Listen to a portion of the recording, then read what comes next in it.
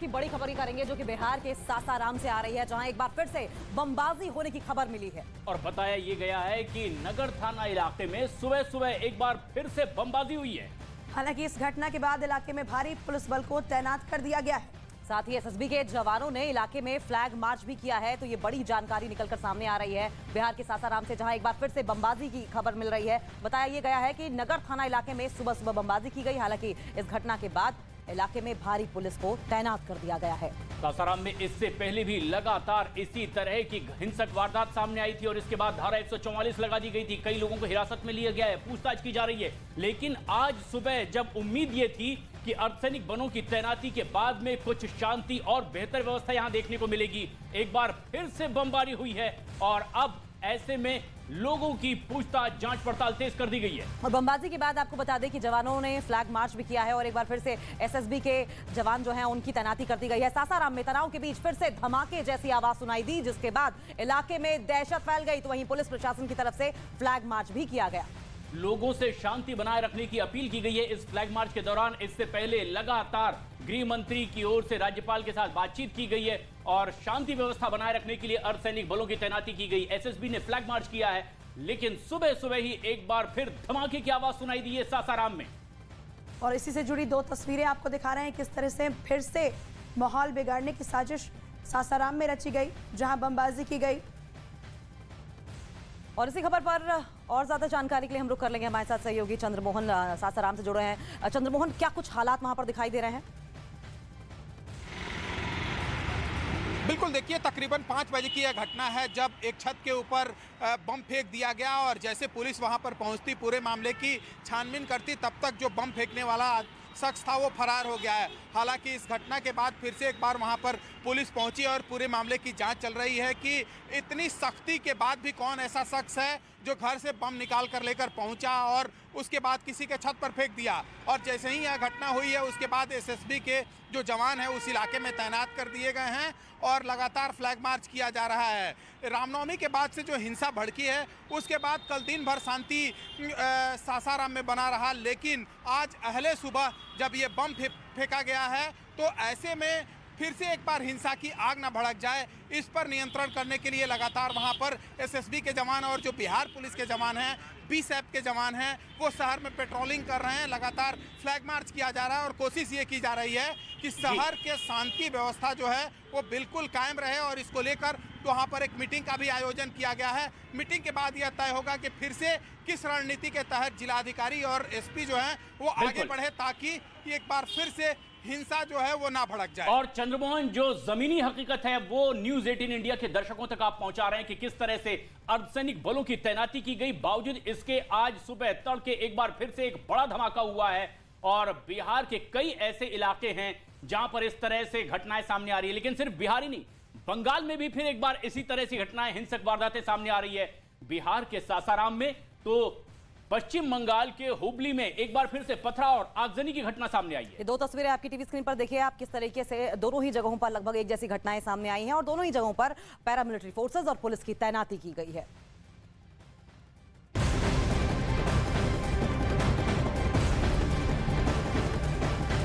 और बिहार के नवादा में गृह मंत्री अमित शाह ने जेडीयू आरजेडी गठबंधन पर निशाना साधा है। उन्होंने कहा कि मुख्यमंत्री नीतीश कुमार से बिहार संभल नहीं रहा है। सासाराम में लोग मारे जा रहे हैं और नीतीश कुमार प्रधानमंत्री बनने का सपना देख रहे हैं। और इस दौरान उन्होंने बिहार में बीजेपी की सरकार बनने का भी दावा किया और कहा कि नरेंद्र मोदी तीसरी बार भी देश के प्रधानमंत्री बनेंगे। बिहार के बिहार शरीफ में आग लगी है, सासाराम में आग लगी है, बिहार शरीफ नालंदा तो नजदीक ही है, चिंता हो रही सबको। मैं आपको कहता हूं 24 में मोदी जी को पूर्ण बहुमत दीजिए, 40 में 40 सीटें और 25 में भाजपा की सरकार बनाइए। ये दंगा करने वालों को उल्टा लटका कर सीधा करने का काम ये भारतीय जनता पार्टी करेगी। जिस सरकार में जंगल राज के प्रणेता लालू प्रसाद यादव की पार्टी उपस्थित हो, वो सरकार बिहार में शांति ला सकती है क्या? बताइए, ला सकती है? ला सकती है?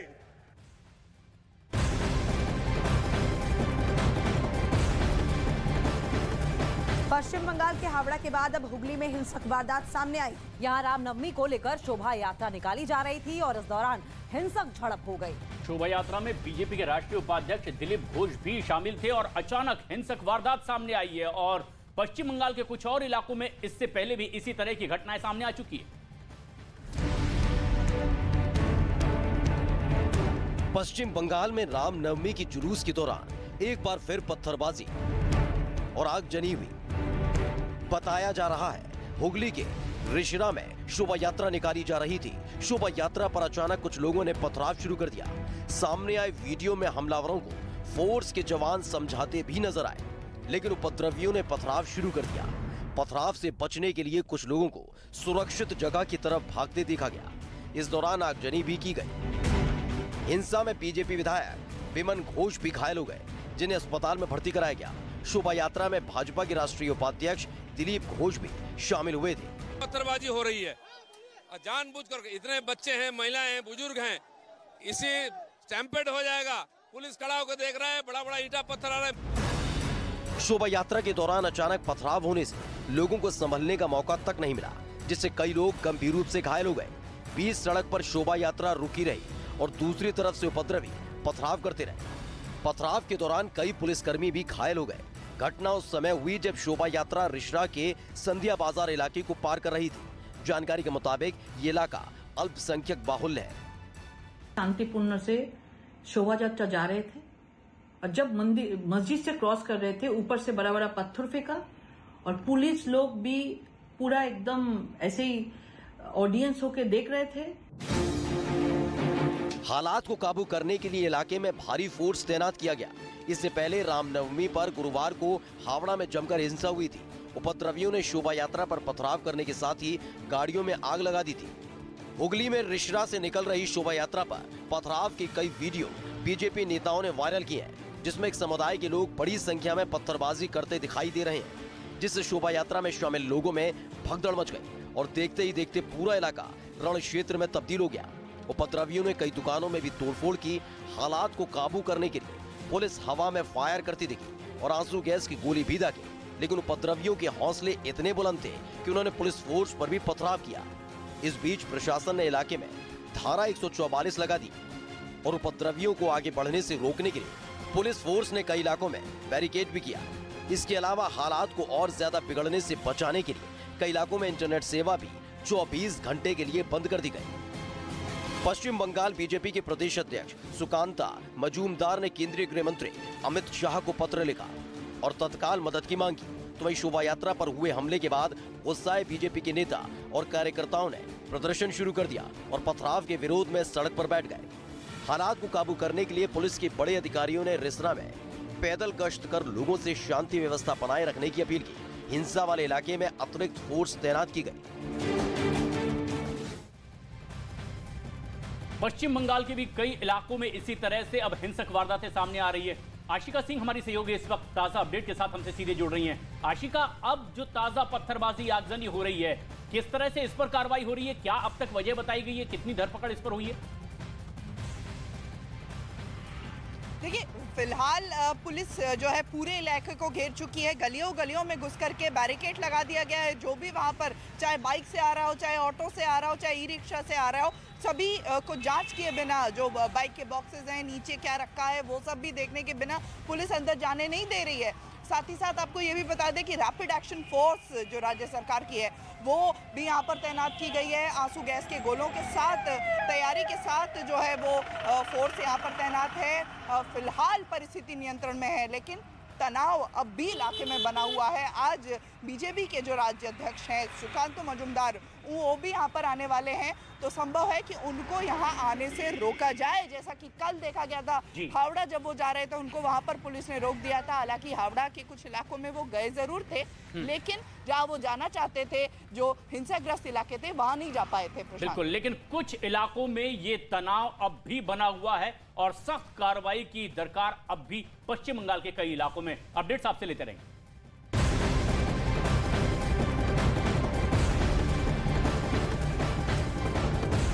पश्चिम बंगाल के हुगली से एक और बड़ी अपडेट सामने आ रही है। हुगली में हुई हिंसा के बाद पुलिस के जवानों ने फ्लैग मार्च किया है और लोगों से शांति बनाए रखने की अपील की है।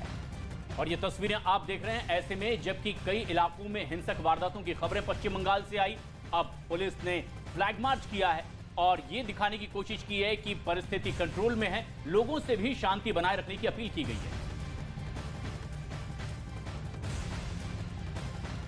हुगली में हुई हिंसा के बाद न्यूज 18 इंडिया भी उस जगह पर पहुंचा जहां शोभा यात्रा पर पथराव किया गया था और फिर हिंसा भड़क गई थी। हावड़ा के बाद हुगली में हुई हिंसा के बाद से यहां पर तनाव का माहौल है। मैं इस समय हुगली के रिश्रा में हूं और ये ठीक वही जगह है जहां पर कल हिंसा हुई थी। आरोप ये लगे थे कि दिलीप घोष जब शोभा यात्रा को लेकर के निकले थे तो उनके ऊपर यहीं पर पथराव हुआ था। जो शोभा यात्रा थी उसके ऊपर पत्थर चले थे। देखिए सड़क के किनारे की तस्वीर आपको दिखाएं। यहाँ पर पुलिस जो है वो तैनात है, बैरिकेड लगाया गया है, धारा 144 है, इंटरनेट सेवाएं बंद कर रखी गई हैं इस इलाके में और पुलिस के साथ ही जो स्टेट की रैफ है वो भी यहाँ पर तैनात की गई है। दूसरी तरफ सड़क के अगर हम आपको तस्वीरें दिखाएं, देखिए यहाँ पर ये पूरे पत्थर ही पत्थर, ये ईंट के टुकड़े आपको नज़र आएंगे पूरे रास्ते में। तो यही वो जगह है जहाँ एक बार पहले आपको ये याद दिला दे कि रामनवमी के दिन हावड़ा का शिवपुर इलाका जहां पर ऐसी घटना सामने आई थी, आरोप लगे थे कि रामनवमी के शोभा यात्रा पर वहां पर पत्थरबाजी हुई थी और वही तस्वीर कल हुगली के रिश्रा में देखने को मिली है जहां पर पत्थरबाजी के आरोप लगे हैं।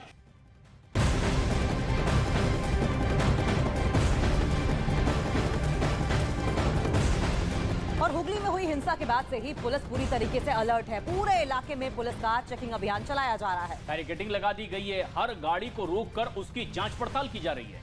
लाउडस्पीकर की मदद से लोगों से शांति की अपील भी की जा रही है।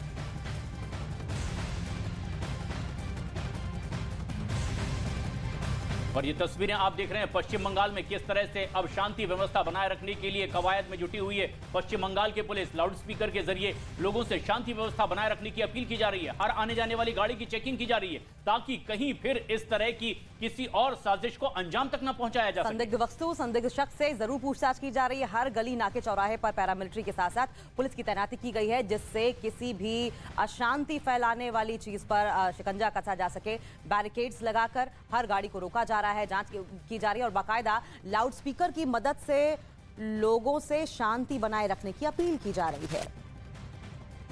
रिश्रा में हुई हिंसा के बाद अब रिश्रा की में जो पुलिस की व्यवस्था है उसकी तस्वीर देखिए। बैरिकेड लगाया गया है। जो भी यहाँ पर वाहन आ रहे हैं, दो पहिया वाहन, सबको यहाँ पर चेक करके, चाहे फिर ऑटो टोटो जो भी आ रहे हैं, पुलिस उनको चेक करके, कागज देख करके तभी लोगों को आगे जाने दे रही है। थोड़ी ही दूर यहाँ से वो इलाका है जहाँ पर कल पत्थरबाजी हुई थी। रामनवमी की जो शोभा यात्रा है उस पर आरोप ये लगे थे और अब यहाँ की तस्वीर देखिए। पुलिस ने पूरे इलाके को वो घेर लिया है। एक और तस्वीर यहाँ पर आप देखेंगे कि दो पहिया वाहन से एक व्यक्ति आते हुए उनको रोक करके पुलिस जांच कर रही है और जांच के बाद ही आगे जाने देगी। और न सिर्फ कागज देख रही है बल्कि स्कूटी के भीतर या फिर बाइक के जो बॉक्स है उनके भीतर क्या रखा है ये भी जांच करके फिर पुलिस आगे जाने दे रही है। कुछ इलाके ऐसे हैं रिश्रा के जहां पर इंटरनेट सेवाओं को बंद कर दिया गया है, साथ ही साथ धारा 144 लगाई गई है और उसी के तहत ये जो तस्वीर आप सुरक्षा की देख रहे हैं, पूरा ये जो इलाका है, स्ट्रेच है, उसको पुलिस ने घेर लिया है। तो हुगली में पत्थरबाजी और आगजनी के बाद लगातार तनाव का माहौल बना हुआ है। हिंसा के बाद से लगातार पुलिस का डिप्लॉयमेंट बढ़ा दिया गया है। हर गली नाके चौराहे पर आप पुलिस की मौजूदगी देख रहे होंगे और साथ साथ आपको बताते चले कि कोई भी संदिग्ध शख्स, व्यक्ति किसी से भी पूछताछ किए बिना उन्हें आगे नहीं जाने दिया जा रहा है। हुगली के में हिंसा के बाद से तनाव का माहौल है। लाउडस्पीकर के जरिए बाकायदा पुलिस अपील कर रही है कि लोग अफवाहों पर ध्यान ना दें, शांति बनाए रखें। शोभा यात्रा के दौरान बंगाल में ये बवाल हुआ था, शोभा यात्रा पर पथराव हुआ था और उसके बाद से ही लगातार तनाव का माहौल बना हुआ था। बिहार और बंगाल में एक के बाद एक इस तरह की बवाल और अशांति की खबरें आ रही है। एक के बाद एक उपद्रवी कई जगह आगजनी कर रहे हैं, कई जगह पथराव हो रहा है और हालात बिगाड़ने की कोशिश हो रही है। ऐसे में पुलिस भी अब सख्ती बरतती दिखाई दे रही है। जगह जगह चेकिंग की जा रही है, गाड़ियों को रोका जा रहा है ताकि कहीं किसी और साजिश को इस तरह से अंजाम न दिया जा सके। आशिका हमारे सहयोगी ग्राउंड रिपोर्ट लगातार न्यूज 18 के दर्शकों तक पहुंचा रही हैं। आशिका, अब जबकि सख्ती बढ़ी है, क्या ताजा हालात? देखिए, फिलहाल इलाके में शांति बनी हुई है ये कहा जा सकता है, लेकिन पुलिस बल चप्पे चप्पे पर तैनात है। हर गली के भीतर बैरिकेड लगाया गया है, कोई भी बिना चेकिंग के अंदर नहीं आ पा रहा है। फिलहाल इंटरनेट सेवाएं बंद हैं, आज रात 10 बजे तक बंद रहेंगी। साथ ही साथ धारा 144 लगाई गई है और पुलिस जो है वो इलाके में कोने कोने में है। यही कारण है कि फिलहाल परिस्थिति जो है वो शांत हो चुकी है रिश्रा में।